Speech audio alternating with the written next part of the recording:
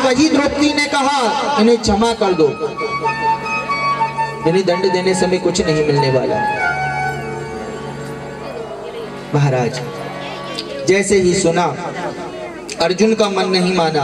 अर्जुन गए युधिष्ठिर जी के पास में, भैया आप क्या कहते हो? युधिष्ठिर जी कहने लगे जो नीति कहती हो, जो शास्त्र कहते हो अर्जुन तुम वही करो। भीम के पास में पहुंचे, भैया आप क्या कहते हो? भीम ने कहा सुन अर्जुन, तूने छोड़ दिया तो मैं नहीं छोड़ूंगा, दंड तो इसे मिलना ही चाहिए। आप पलट करके अर्जुन ने भगवान की ओर देखा, मेरे गोविंद मंद मंद मुस्कुरा रहे थे। अर्जुन ने कहा प्रभु अब आप क्यों मुस्कुरा रहे हैं? आप तो ऐसे मुस्कुरा रहे हैं जैसे आपको कुछ पता ही ना हो। अरे बतलाइए प्रभु मैं क्या करूं, कौन सा ऐसे दंड दूं? शास्त्र क्या कहते हैं, नीति क्या कहती है? भगवान ने कहा सुन अर्जुन, तूने यदि शास्त्र और नीति की बात की है तो मैं तुझे बतलाता हूं कि ब्रह्मबंधो न हन्तव्यो आतताई बधारण है।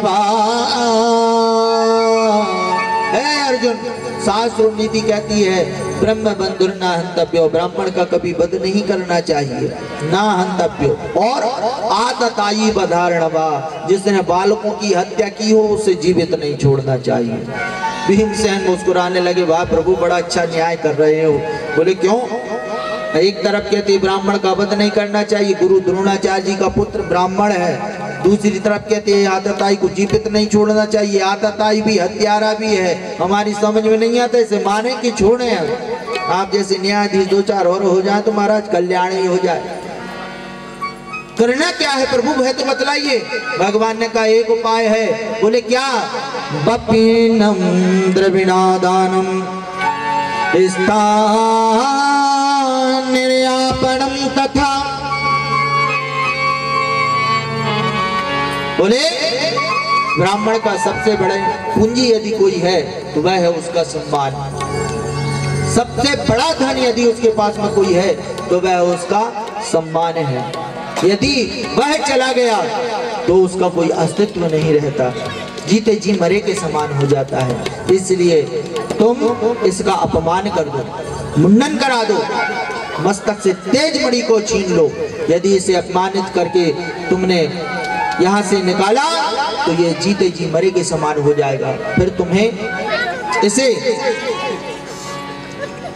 दंड देने की आवश्यकता नहीं पड़ेगी। महाराज अर्जुन ने वही किया, भरी सभा में मुंडन करा दिया, मस्तक से तेज मणि को छीन लिया गया, अपमानित करके भरी सभा से जो है निष्कासित कर दिया। अपमान की ज्वाला में जलता हुआ अश्वत्थामा ने ब्रह्मास्त्र निकाला। इन पांडवों ने मेरा अपमान किया है, इनके वंश में किसी के पानी देने के लिए मैं नहीं छोड़ूंगा, पानी देने वाले को तक नहीं बचने दूंगा। ब्रह्मास्त्र को जैसे ही छोड़ा, कौन बचा हुआ है? बोले उत्तरा का गर्भ ही पांडवों के वंश को आगे लेकर के जाएगा। उत्तरा के गर्भ को नष्ट करने के लिए वह ब्रह्मास्त्र चला आ रहा था। उत्तरा ने देखा पांचों पांडव खड़े हुए हैं, चाहती तो सबसे पहले अपने बाबा परबाबा के पास में जाकर के अपनी रक्षा के लिए, अर्जुन जैसे धनुर्धर के पास में जाती अपनी रक्षा के लिए, परंतु उसने देखा जब साक्षात परम ब्रह्म खड़ा हुआ है, जब साक्षात भगवान है, और मैं जानती हूँ कि मेरी रक्षा करने वाला कोई और नहीं, स्वयं भगवान ही है जो मेरी रक्षा कर सकते, तो फिर मैं संसारिक प्राणियों के पास में जाकर के समय को व्यर्थ क्यों गवाऊं, सीधे भगवान के पास में ही जाऊं। इसलिए उत्तरा ने सबसे विश्वास ना करते हुए और सीधे भगवान की शरणागति स्वीकार की। पाहि पाहि महायोगिन देव देवो जगतपते।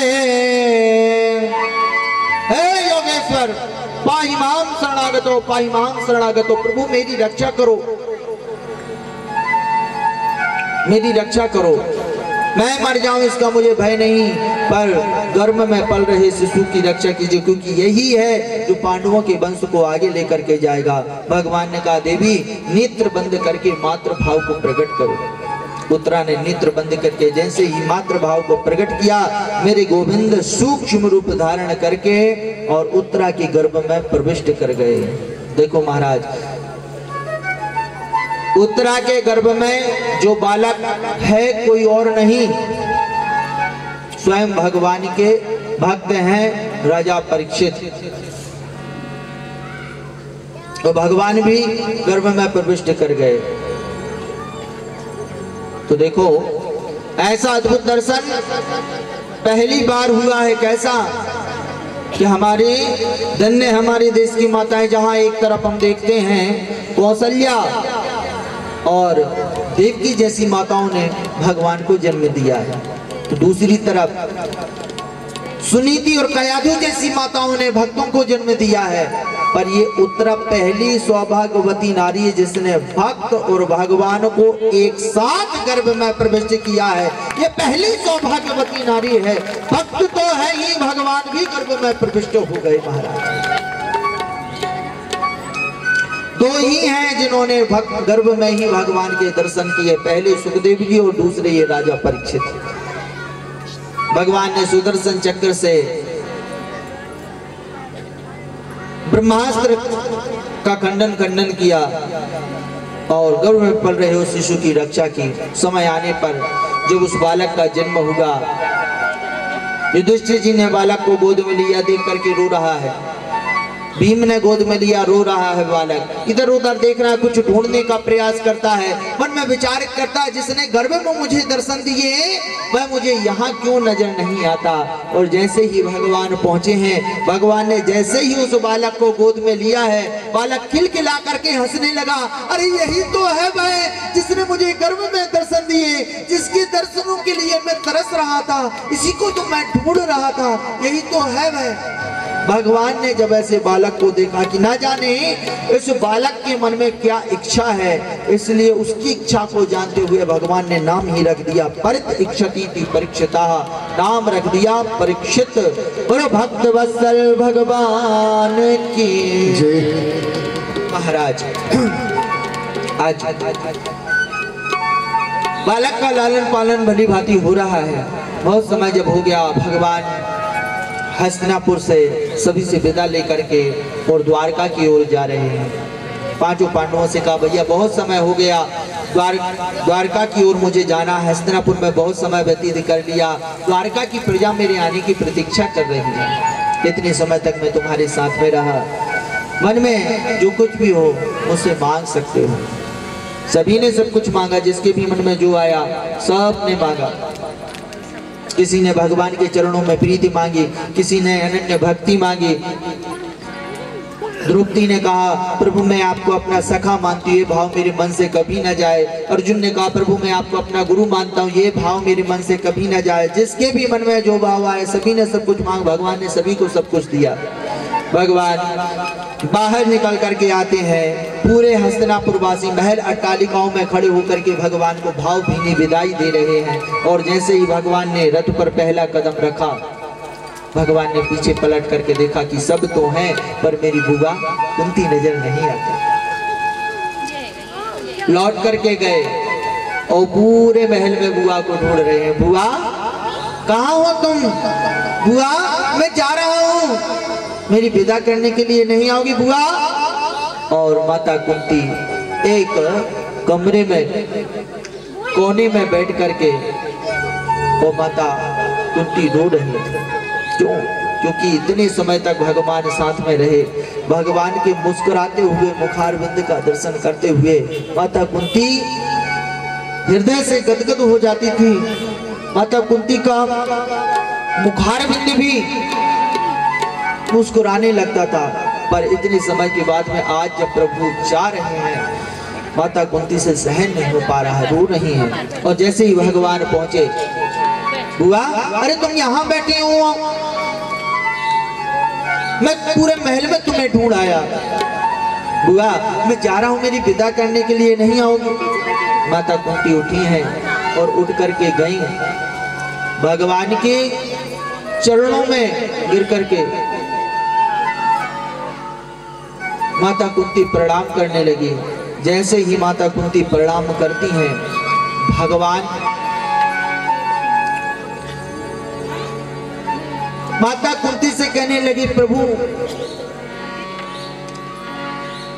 कि बुआ आप ये क्या कर रही हैं, मुझे प्रणाम कर रही हैं। अरे मैं तो आपको भतीजा हूँ, प्रणाम तो मुझे आपको करना चाहिए। माता कुंती कहने लगी, प्रभु अब आप मेरी नजर से बच नहीं सकते, मैं जान गई हूँ आपको कि आप कौन हैं। पांडवों को विजय दिलाने वाला कोई और नहीं प्रभु आप ही हैं। मेरे पौत्र परीक्षित की रक्षा करने वाला कोई और नहीं, आप ही हैं। आप नहीं होते तो लाक्षा ग्रह से हमारी रक्षा कौन करता। पर इस अद्भुत आपके रूप को मैं देखती हूँ, मैं जान जाती हूँ कि आप साक्षात परमात्मा है। लेकिन जब आप मुझे बुआ बुआ कह करके पुकारते हैं ना, मेरे मन को भ्रम हो जाता है। मैं कहती हूँ नहीं नहीं भगवान नहीं, ये तो मेरा भतीजा है। पर आज प्रभु आप मेरी नजर से बचेंगे नहीं। भगवान ने कहा नहीं नहीं बुआ, ये आप मुझे भगवान नहीं कहिए, मैं आपका भतीजा हूँ, भतीजा ही रहूंगा। बहुत समझाने का प्रयास कर रहे हैं भगवान, पर माता कुंती नहीं मानती। देखो जिस प्रकार जीव भगवान के सामने जीव की कोई चालाकी नहीं चलती, उसी प्रकार भक्तों के सामने भगवान की भी कोई चालाकी नहीं चलती। आज भगवान बहुत समझाने का प्रयास कर रहे हैं, माता कुंती नहीं मानती। नहीं प्रभु मैं जानती हूँ आप साक्षात प्रताप परमात्मा है। भगवान ने कहा ठीक है, यदि मुझे भगवान ही मानती हो तो बुआ भगवान से तो कुछ न कुछ मांगा जाता है। तेरे 5 पुत्रों ने भी मांगा, तेरे भी मन में यदि कुछ हो तो मुझसे मांग ले। माता कुंती ने कहा प्रभु मांगना तो चाहती हूँ, पर मैं जो आपसे मांगूंगी आप मुझे दोगे नहीं। बोले क्यों नहीं दूंगा बुआ, मांग कर तो देख, जो मांगेगी सो मैं आपको दूंगा। माता कुंती ने कहा ठीक है प्रभु, यदि देना ही चाहते हो तो बस एक ही वर दो। माता कुंती ने झोली को फैलाए। देखो क्या मांग रही माता कुंती। संसार का प्रत्येक जीव जिन परमात्मा के पास में जाकर के जिस चीज से दूर रहने के लिए भगवान से विनती करता है, भगवान से वही माता कुंती ने मांग लिया। झोली को फैलाया और माता कुंती कहती प्रभु एक ही वर दो, क्या कि विपिता संतुना शाश्वत तत्र तत्र जगत गुरु। प्रभु देना ही चाहते हो तो बस एक ही वर दो, इस दासी की झोली में विपत्तियां ही विपत्तियां दे दो, इतनी विपत्तियां दे दो, इतनी विपत्तियां दे दो कि मेरी एक विपत्ति दूर ना हो दूसरी विपत्ति आ जाए, दूसरी विपत्ति दूर ना हो तीसरी विपत्ति आ जाए, तीसरी विपत्ति दूर ना हो चौथी विपत्ति आ जाए, मेरी पग पग में विपत्तियां ही विपत्तियां आ जाए। प्रभु मुझे इतनी विपत्तियां दे दो। भगवान की रोंगटे खड़े हो गए, भगवान के नेत्र सजल हो गए, आंखों से अश्रुपात होने लगा। बुआ ये तुम मुझसे क्या मांग रही है, विपत्तियां मुझसे मांग रही है। अरे तेरे अपने जीवन में भी कभी सुख के क्षण आए भी हैं जिस पर भी तू आज मुझसे विपत्ति मांग रही है। माता कुंती कहने लगी प्रभु ऐसा सुख किस काम का, जिस सुख में आप नहीं है प्रभु, इससे तो अच्छा बात दुख है। तो जो पल पल आपका नाम तो जपाता है, वो जब जब विपत्ति में मैं आपका स्मरण करती हूँ, आपको पुकारती हूँ, आप मेरी विपत्ति को दूर करने के लिए तत्काल आ जाते हैं प्रभु। इसलिए मुझे वह सुख नहीं चाहिए जो सुख में मुझे आपसे दूर होना पड़े। मुझे तो वह विपत्तियां ही दे दो जिन विपत्तियों में आपके पास में रहूं। और वास्तव में प्रभु आपकी उन विपत्तियों में जब मैं आपके दर्शन करती हूँ ना, वह विपत्ति भी मुझे विपत्ति नहीं लगती, वही विपत्ति मुझे सुखमय बनाती है, वही विपत्ति मुझे आनंद प्रदान करती है। प्रभु ऐसा सुख नहीं चाहिए। सुख के माथे सिल पड़े जो हरि हृदय से जाए, बलिहारी बा दुख की जो पल पल नाम जपा। इसलिए प्रभु मुझे तो बस आप विपत्ति ही दे दो, यही मेरा सुख का साधन है। भगवान ने कहा नहीं बुआ, मैं तुझे और विपत्तियां नहीं दे सकता, इसके बदले तुझे और जो चाहिए मुझसे मांग ले। बताइए महाराज, संसार का कोई जीव भगवान से विपत्ति मांग सकता नहीं। जरा सी विपत्तियां आती, हम उन विपत्तियों में घबराने लगते हैं। भगवान से कहते विपत्तियां दूर रखो, विपत्तियां दूर रखो। और भगवान कहते हैं मैं जिस पर मैं कृपा करता हूं उसे मैं विपत्ति देता हूं। जिस पर भी मैं कृपा करता हूं उस पर विपत्ति देता हूं। विपत्ति क्या है? भगवान कह रहे ये विपत्ति ही तो मेरी दासी है। और जब जीवन में विपत्ति आ जाए तो समझ लेना ने कि प्रभु ने हमें याद किया है और हर क्षण हर पल प्रभु की नजरों में हम बने हुए। क्योंकि विपत्ति के समय में संसार का कोई व्यक्ति हमें देखे चाहे न देखे, एक विश्वास रखना कि मेरा गोविंद, मेरा कन्हैया हम पर नजर बनाए हुए है, मेरा प्रभु मुझ पर नजर बनाए हुए हैं और वह हमें देख रहा है। कि यही एक आश्रय होता है। भगवान कहते हैं जिस पर कृपा की उसे विपत्ति दी। विपत्ति के क्षण पर भगवान हमें देखते हैं, हमें सहयोग करते हैं, हमारी दुख को कम करने का प्रयास करते हैं। लेकिन विपत्ति जैसे ही दूर होती हम भगवान से भी दूर हो जाते हैं। और देखो महाराज, सबसे बड़ी विपत्ति है क्या? जीवन की सबसे बड़ी विपत्ति क्या है? हमने किसे विपत्ति मान लिया है? हमने विचार किया जो काम एक वर्ष में हमारा पूरा हो जाए, एक वर्ष में जब हमारा कार्य पूरा नहीं हो पाता तो हम उसे ही विपत्ति मान लेते हैं। परिश्रम किया यदि फल नहीं मिला तो हम उसे विपत्ति मान लेते। यानी जीवन की आकांक्षाओं की पूरी ना होने पर हम उसे विपत्ति मान लेते, पर वास्तव में ये विपत्ति नहीं है। विपत्ति कहते कैसे हैं? श्री हनुमंत लाल जी महाराज बतलाते हैं क्या है विपत्ति।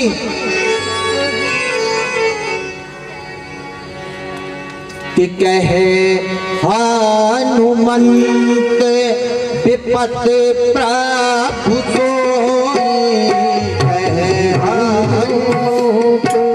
विपत्ति प्रभु सोई, जब ताप सुमिरन अजाने न होई, जब ताप सुमिरन न होई, जब ताप सुमिरन अजाने न होई। विपत्ति प्रभु सोई, विपत्ति प्रभु सोई, जब ताप सुमिरन भजन न होई, जब ताप सुमिरन भजन न होई। विपत्ति प्रभु सोई, विपत्ति प्रभु सोई, जब ताप सुमिरन भजन न होई, जब ताप सुमिरन भजन न होई।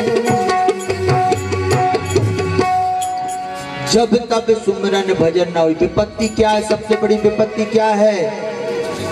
जब तब सुमिरन भजन न हुई। हनुमान जी बतला रहे हैं यानी जिस दिन प्रभु की याद ना आए, ध्यान देना महाराज, जिस दिन इस मुख से भगवान का नाम स्मरण ना कर पाए, कानों से भगवान का भजन कथा ना सुन पाए, हाथों से भगवान की सेवा ना कर पाए महाराज, नेत्र भगवान की छवि का अवलोकन ना कर पाए, समझ लेना जीवन का वही सबसे बड़ा विपत्ति का दिन है।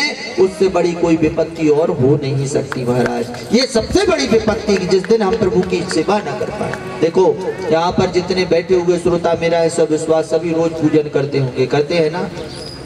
सभी करते हैं कि नहीं करते? जितने भी लोग हैं सब पूजन करते होंगे भगवान का। कोई जल चढ़ाता होगा, कोई ठाकुर जी का श्रृंगार करता होगा, कोई मंदिर जाता होगा, कोई भगवान का जप करता होगा। रोज सबका नियम है। लेकिन विचार करो, यदि रोज भगवान का पूजन करते हुए यदि किसी कारणवश एक दिन हम भगवान का पूजन ना कर पाए, रोज भगवान का श्रृंगार करते हुए यदि एक दिन बिहारी का श्रृंगार हम ना कर पाए, रोज प्रभु के दर्शन के लिए मंदिर जाते हुए किसी एक दिन यदि हम मंदिर ना जा पाए, वह दिन हमारा कैसा गुजरता है। पूरा दिन बेचैनी भरा गुजरता है कि आज हम मंदिर नहीं जा पाए, आज हमने भगवान का श्रृंगार नहीं किया, आज हम भगवान का पूजन नहीं कर पाए, आज हम भगवान की कथा में नहीं पहुंच पाए। पूरा दिन बेचैनी भरा गुजरता है। तो महाराज ये है विपत्ति कि नहीं? कितनी बड़ी विपत्ति है।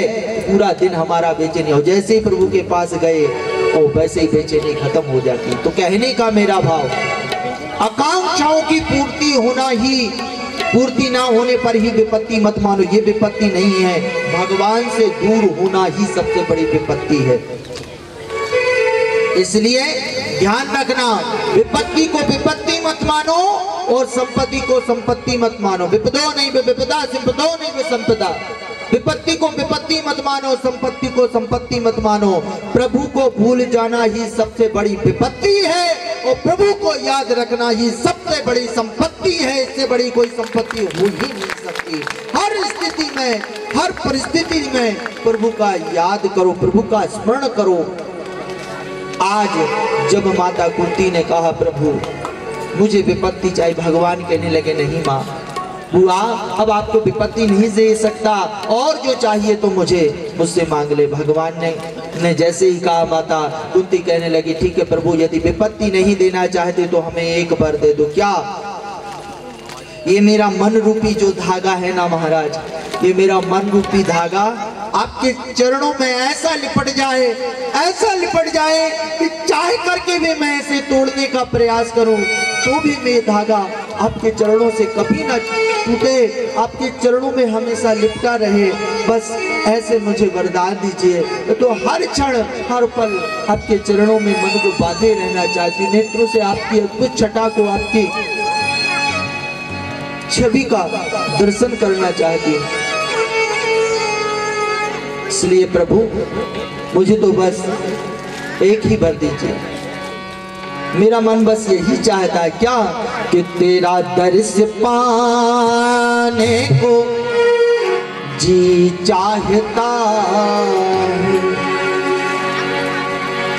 तेरा दर्श पाने को जी चाहता है, तेरा दर्श पाने को जी चाहता है, तेरा दर्श पाने को जी चाहता है, तेरा दर्श पाने को जी चाहता है, तेरा दर्श पाने को जी चाहता है, तेरा दर्श पाने को जी चाहता है, तेरा दर्श पाने को जी चाहता है।